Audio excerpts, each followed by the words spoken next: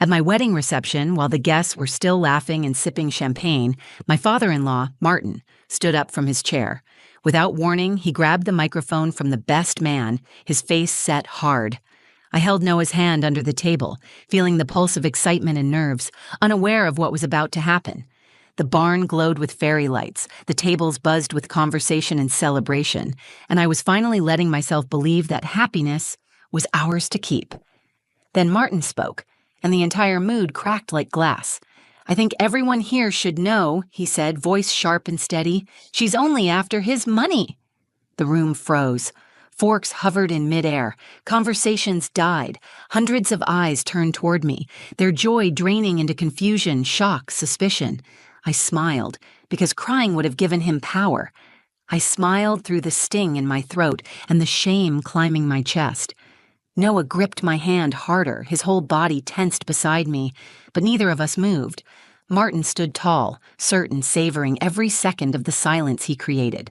I wanted to defend myself. I wanted to stand up and tell them who I really was. Not some gold digger, but a woman who had built her life back piece by piece after being left with nothing. But I didn't speak. In that moment, silence felt stronger than any words. The guests shifted uncomfortably. A few whispered. Most just stared. Then, quietly, Eli slid off his chair. My 8-year-old son walked, napkin still tucked into his shirt, toward the microphone. His small frame looked even smaller under the high beams of the barn, but his steps didn't falter. I half rose from my seat, heart hammering, but stopped when he turned and looked at me. His expression was calm, sure.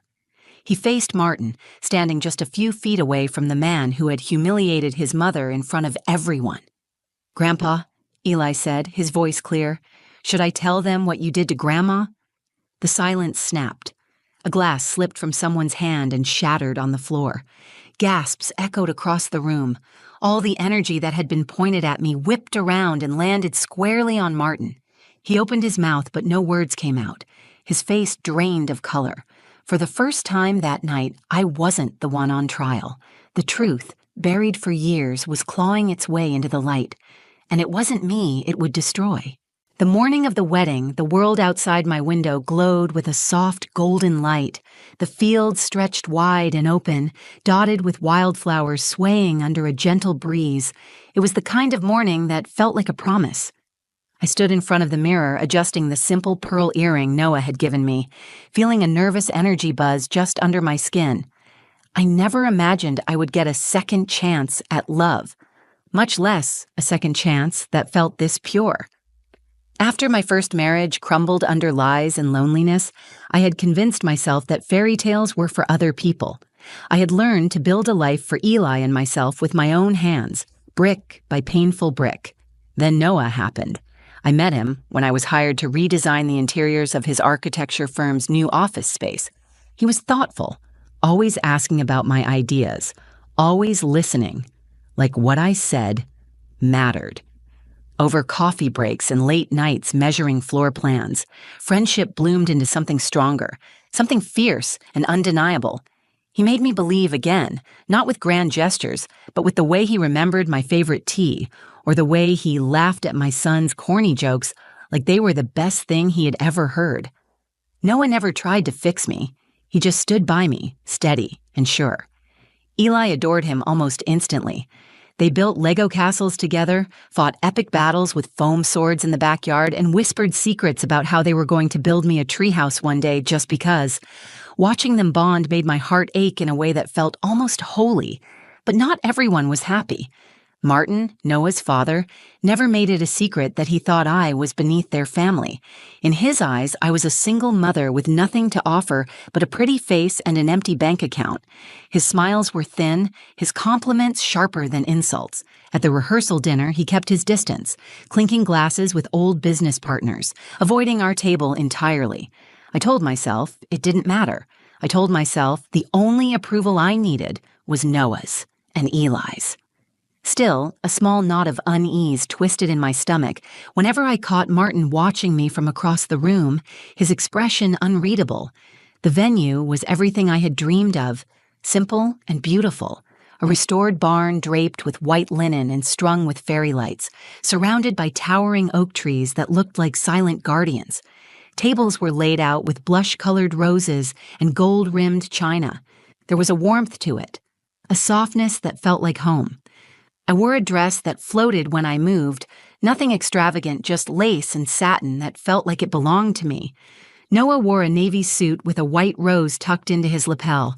When I walked down the aisle and saw the way he looked at me, like I was the only person in the world, all the fear and doubt melted away. Our vows were simple and honest, promises built on the hard, messy beauty of real life. We promised to fight for each other, to listen, forgive. Eli stood beside us, holding the rings, grinning so wide I thought his face might split in two. During the cocktail hour, laughter filled the air. Old friends reunited. New friendships sparked. Plates clattered, music played, children chased each other barefoot across the grass. For a little while, it felt like every scar I carried had faded into something invisible, something weightless. When it came time for the speeches, I leaned into Noah's side, feeling completely at peace. The best man joked about Noah's terrible cooking. My maid of honor told a story about how we used to dream about our weddings when we were teenagers, laughing at how different the reality turned out to be.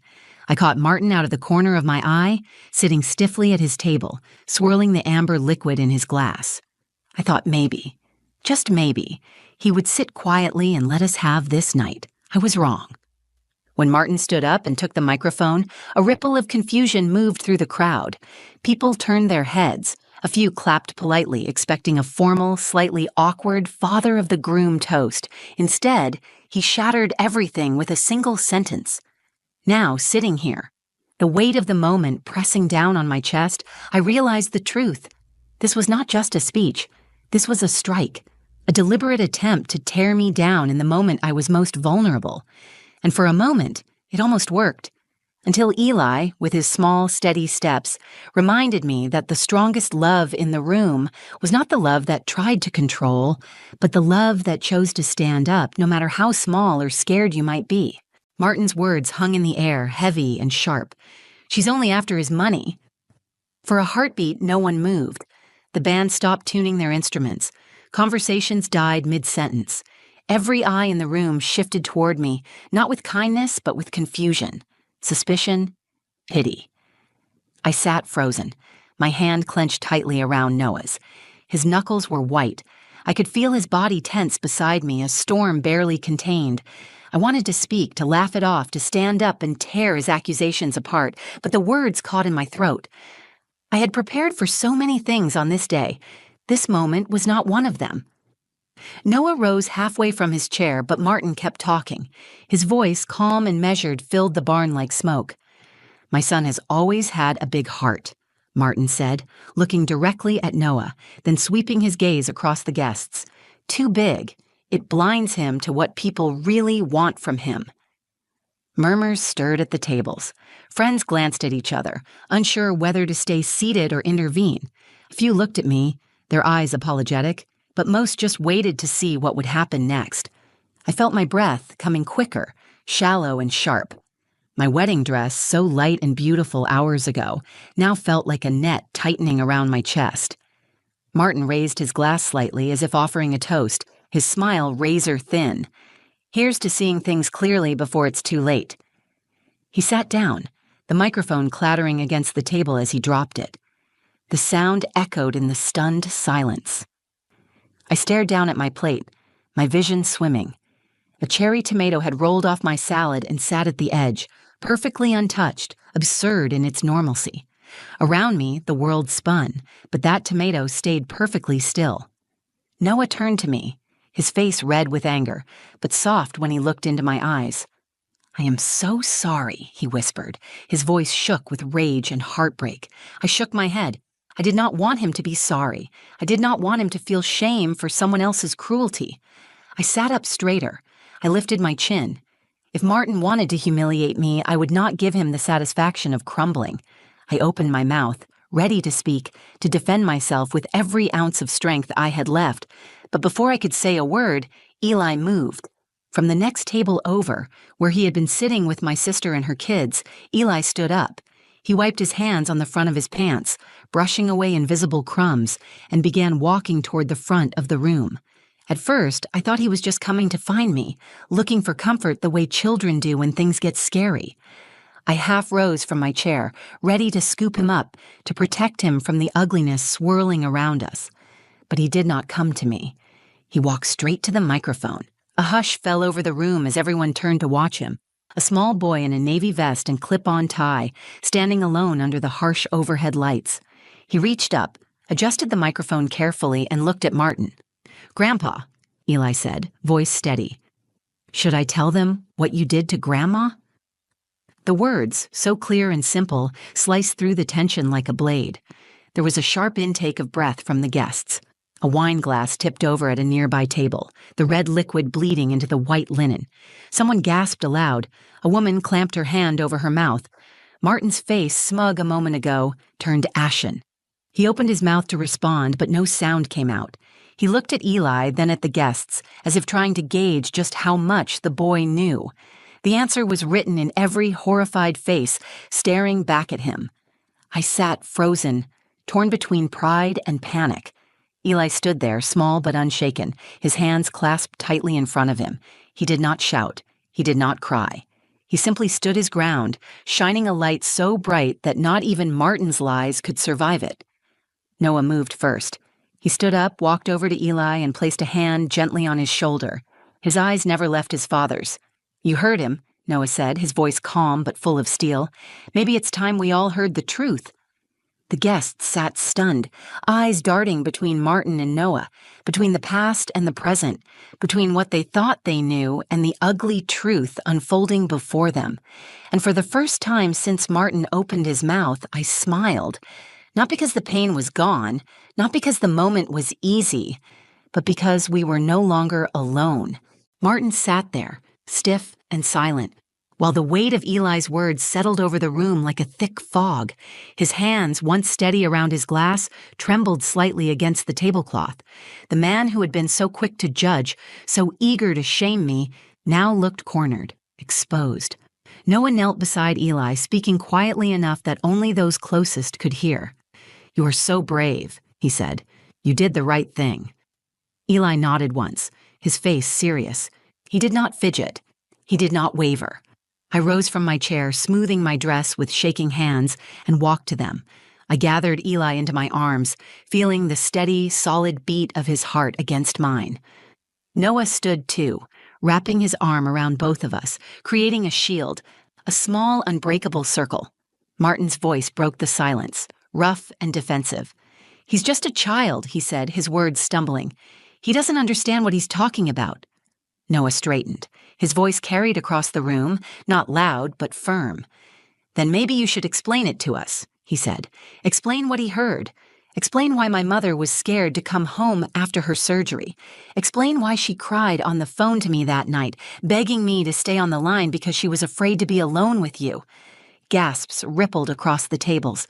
Guests whispered behind their hands, shifting in their seats, glancing from Martin to me to Noah. I held Eli tighter, my eyes never leaving Martin's. He stood up suddenly, knocking over his chair with a harsh scrape against the wood floor. His face twisted in anger, but there was fear, too, naked and obvious. "This is a family matter," Martin snapped, "not something to air out in front of strangers." "No," Noah said. "Family matters are built on trust, respect, love. You threw all that away long before tonight." For a second, I thought Martin would storm out, would turn and disappear into the night, leaving behind nothing but rumors and wreckage. But he stayed rooted to the spot, stubborn, defiant, too proud to run but too exposed to fight back properly. From one of the front tables, Uncle David, Martin's younger brother, rose to his feet. He was a quiet man, always lingering at the edges of family events, always keeping his head down.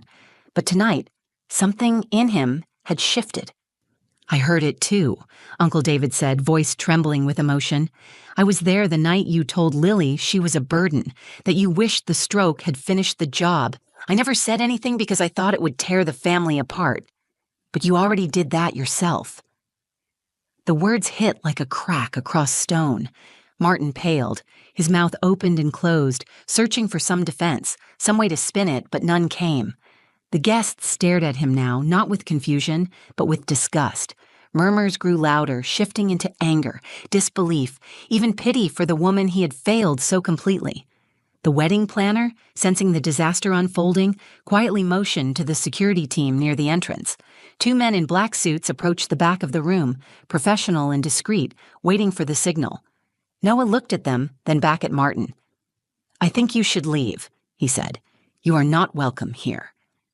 Martin looked around, perhaps realizing for the first time that no one would defend him, no one would excuse him, no one would pretend it had not happened. With stiff, jerky movements, he grabbed his coat from the back of his chair and walked toward the door. No one clapped. No one called after him. The heavy wooden doors closed behind him with a deep, final thud. Silence lingered for a beat longer. Then Noah turned to the guests, his voice steady but full of raw, honest emotion. "This woman," he said, looking at me, "is the love of my life. She is not here for anything but my heart, and I am proud beyond anything to call her my wife." I felt the tears well again, but this time they were different, not from shame, but from overwhelming, searing love. The guests rose to their feet. Applause filled the barn, not the polite clapping of a formal event, but something louder, fuller, real. People cheered. Some wept openly. In the middle of it all stood Eli, the smallest among us, the bravest among us, holding my hand tightly, and I realized this was not just a wedding anymore. This was the moment we reclaimed our family. As the heavy doors shut behind Martin, a weight lifted from the room. It was not immediate, not easy, but the shift was there, like a deep breath no one realized they were holding. For a moment, everyone stood still, caught between the wreckage of what had just happened and the question of what would come next. Noah turned toward me, his eyes shining not with anger, but with love, fierce and unwavering. He stepped forward, took both of my hands in his, and leaned in, until only we existed in the space between the whispers and the clinking glasses. "I love you," he said, his voice clear and strong. "Nothing anyone says, nothing anyone does will ever change that." Tears filled my eyes, but this time I let them fall. I was not ashamed. I was not embarrassed. I was standing in the middle of a room full of people who had just seen the worst someone could throw at me, and I was still standing, stronger than before. Noah kissed me gently, right there in front of everyone, sealing a promise that had nothing to do with appearances or approval. Eli clutched my hand, beaming up at us. His smile lit up his whole face. So proud, so certain. In his small way, he had protected us more fiercely than anyone else could have. From the back of the room, my sister Callie started clapping. It was a small sound at first, almost hesitant, but it grew. One by one, guests joined in, some smiling, some wiping away tears. The applause rolled through the barn, not polite, not forced, but real, warm, alive. The band, after a quick, uncertain glance at Noah, struck up the first song we had picked together for the reception. The soft opening chords of "Stand By Me" filled the air, rich and steady, a heartbeat pulsing through the chaos. Noah held out his hand to me. "May I have this dance, Mrs. Whitmore?" he asked, grinning. I laughed, shaky but real, and placed my hand in his. We moved to the center of the floor. The guests formed a wide circle around us, giving us space, offering silent support. The fairy lights above swayed gently in the breeze coming through the open barn doors. The scent of roses and summer grass filled the air. As we danced, Noah whispered in my ear, "You and me. No one else matters." I tightened my arms around him, feeling the solid truth of his body against mine, the absolute certainty in his words. Halfway through the song, Eli joined us, wrapping his arms around my waist. Without hesitation, Noah bent down, scooped him up, and held him between us. The three of us spun slowly under the lights, laughter mixing with the music. Around us, the reception began to heal itself. Friends and family returned to their tables. Conversations restarted, now brighter, freer.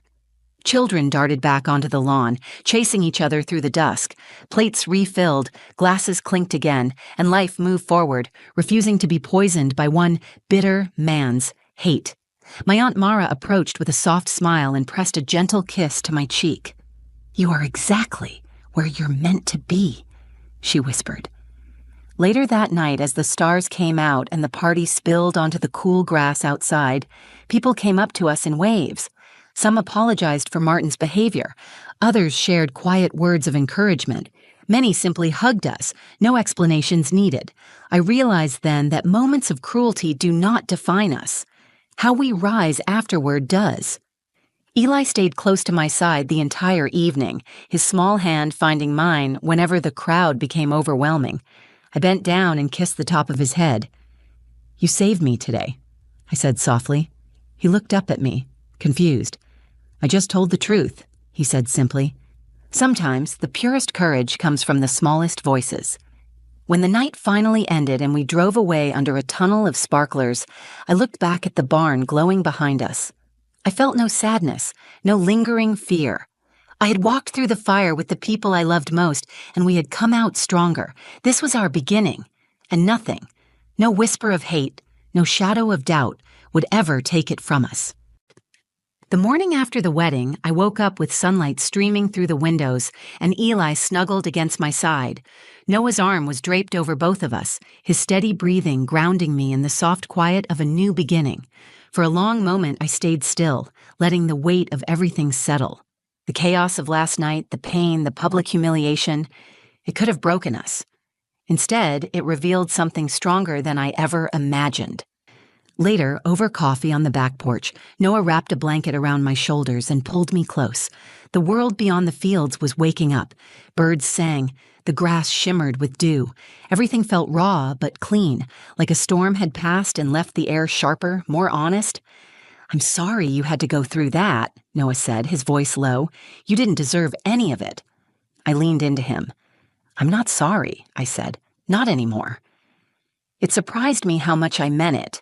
If Martin had kept silent, we might have lived years under a cloud of quiet disapproval, always wondering what would be said behind closed doors, always guarding our happiness like it was fragile. Instead, the worst had been dragged into the open. The ugliness had been seen, named, and rejected, not just by us, but by everyone who mattered. Noah kissed my forehead, and we sat there in the golden morning, knowing we had earned this peace. In the weeks that followed, something remarkable happened. Friends who had once stayed at the edges of our lives moved closer. Invitations arrived for family dinners, birthday parties, game nights. People who had seen the truth for themselves no longer treated us like outsiders. Even Uncle David, who had once kept his head down to keep peace, reached out. He took Noah aside at a family barbecue one afternoon and apologized for staying silent so long. He promised that things would be different now, and they were. Martin's absence created a space that filled with better things: honesty, support, real connection. The family stopped walking on eggshells. Stories about Lily, once told in hushed voices, came pouring out. People remembered her laughter, her kindness, her fierce love. And through it all, Eli grew. He asked questions about truth and bravery. We answered them the best we could. Always honest, always careful to show him that telling the truth is not about punishment, but about healing. One evening, as I tucked him into bed, Eli looked up at me and said, "I was scared when I said it. I thought maybe you would be mad." I brushed his hair back from his forehead. "I could never be mad at you for telling the truth," I said. "You were braver than most grown-ups that night." He smiled, a small, proud smile, and closed his eyes. Watching him drift off to sleep, I realized that this, more than anything, was the life I wanted. Not perfect, not free from pain, but real, built on foundations that could survive storms. Months later, when Noah officially adopted Eli, the judge asked if Eli had anything he wanted to say before signing the papers. Eli, standing between us in his best button-up shirt, nodded solemnly. "I just want to say," he said, "that Noah has always been my real dad, even before today." The judge smiled, and there was not a dry eye in the room. As we walked out of the courthouse, hand in hand, the sun broke through the clouds, bathing us in light. It felt like a sign, but maybe it was simply the truth we already knew. Family is not built by blood alone. It is built by choice, by love that stands up when it matters most, by the courage to tell the truth, even when your voice shakes. That day, at the reception, when Martin tried to tear us apart, he gave us something without meaning to. He forced us to show exactly who we were, to each other and to everyone else. We were not broken by his words. We were forged by them. Because of that, we walked forward into a future that was not only ours, but stronger, braver, and more beautiful than anything we had ever dreamed. Thank you for listening to my story. If this touched your heart, if you believe that truth and love always win in the end, please take a moment to like this video. It helps more than you know. I would love to hear your thoughts too. Share your story, your support, or even just a few kind words in the comments below. I read every single one. If you know someone who needs a reminder that courage can come from the most unexpected places, please share this video with them. You never know who might need it today. And if you want to hear more real stories about love, family, and the battles we fight to protect them, make sure you subscribe to the channel and turn on the notification bell. This is just the beginning, and I would be honored to have you with me for every step of the journey. Thank you for being here. Thank you for believing in second chances.